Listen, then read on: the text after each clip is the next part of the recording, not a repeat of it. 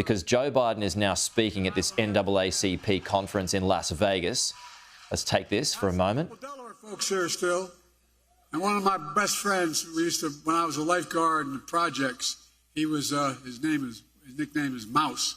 Mousy, there you are, pal.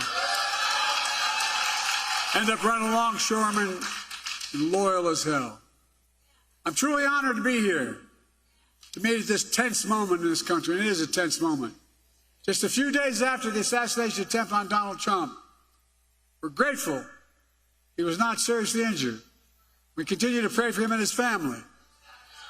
It's time for an important conversation in this country. Our politics has gotten too heated.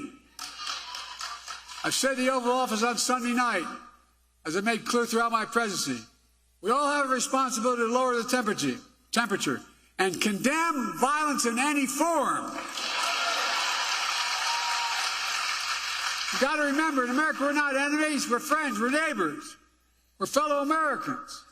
Most importantly, must fully and firmly reject not only political violence, but violence of any kind, period, no exceptions. We have to say with one voice that violence is not the answer. That's what we should rally around as a nation. That's the unity I'm talking about. Few organizations know that better than the NAACP. For the race riots in Springfield, Illinois in 1908, the NAACP was formed. That's what started it. You know the pain and the price of violence. You understand if you're going to talk about standing against violence, you must stand against all violence. You must stand against violence perpetrated against presidential candidates in Pennsylvania. You must stand against all violence. The violence perpetrated against George Floyd of Minnesota. Against black veterans like police officers Eugene Goodman on January 6th. And black election workers like Ruby Freeman and Shane Moss in Atlanta. We have to stand against the violence and intimidation of white supremacy, the murder, innocent lives in that grocery store in Buffalo, New York when I went up there. Mother Emanuel Church in Charleston, South Carolina. We're standing against the violence of murdered children in Sandy Hook and Uvalde. Concert goers in Las Vegas. Innocents on the street all across America that never make the news. There's Uvalde every day in the communities across the country. If you're going to be outspoken on one, don't be silent on others.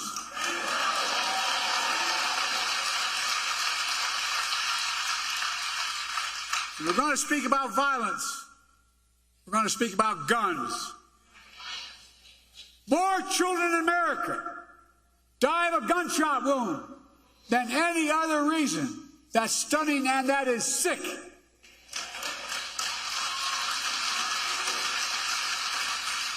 And it's sheer cowardness if we do nothing about it. So, if you want to stand against violence in America, then join me in getting these weapons of war off the streets of America.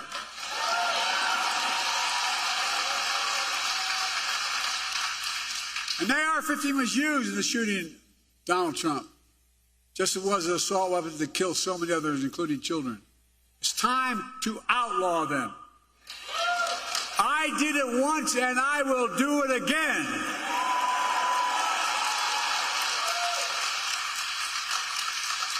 Now, just because we must lower the temperature in our politics related to violence, it doesn't mean we should stop telling the truth. Who you are, what you've done, what you'll do, that's fair game. As Harry Truman said, I've never given anyone hell. I just told the truth and they thought it was hell. That's what I'm going to do. Well, here's the truth about why Donald Trump's presidency was hell for black America. He tried to repeal Obamacare to kick millions, I mean millions of black Americans off their health insurance. He had a $2 trillion tax cut that overwhelmingly benefited the super wealthy, the biggest corporations, and exploded the federal debt larger than any one president has in one term. He left no room for us to do what we should be doing. Invest in things that affect people's lives, like child care, elder care, and so much more that grow the economy and help people. His mismanagement of the pandemic was especially devastating to black communities. Oh, I know, because in other countries, other communities of color. That economic crisis drove up black unemployment, decimated small black businesses, and you peacefully protested George Floyd's murder. Donald Trump called for the National Guard to go after you. What in the hell's the matter with this man? No, I'm serious.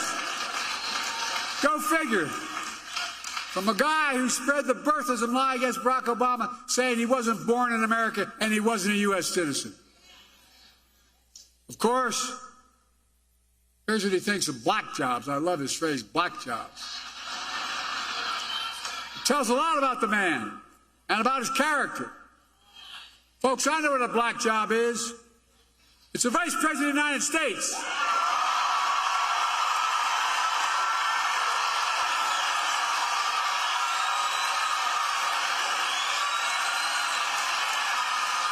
I know what a black job is. The first black president in American history, Barack Obama.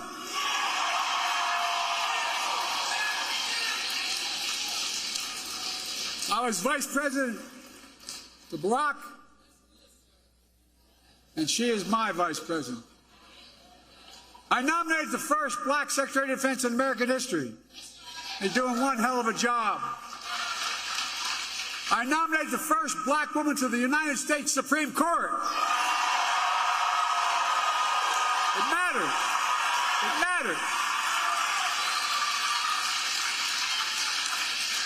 And I promised myself, and I promised America, that my administration would look like America.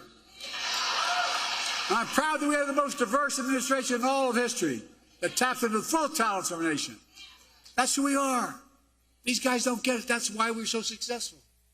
No, I'm serious. That's what makes us the greatest nation on earth. That's not hyperbole. Folks, it's because of you that I'm president and Kamala Harris is vice president. And by the way, she's not only a great vice president, she could be president of the United States.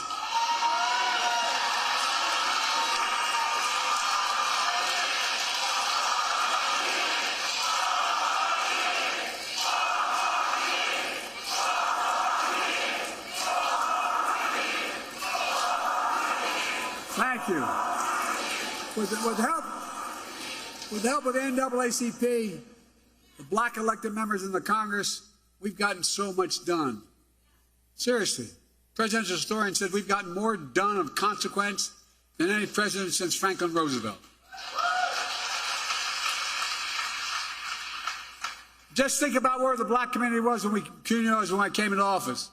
Think about how far the black community has come. But we still got a long way to go. COVID no longer controls our lives. Our economy is not figuratively, literally, the strongest economy in the world. Historic low black unemployment. Record growth in black small businesses. Let me say this again, because Trump is lying like hell about it. The black unemployment hit a record low under Biden-Harris administration. The first bill I passed, we put $1,400 checks plus $300 checks per child, per family, per month in the pockets of people in this country to get them through the pandemic. Not Trump's administration. Kamala and I did that. We put more money in the pockets of than anyone. We cut black, and as a consequence, we cut black child poverty in half. Okay, so he is vocal this morning. That is the US President Joe Biden speaking live at an NAACP conference in Las Vegas, and more of our American coverage soon.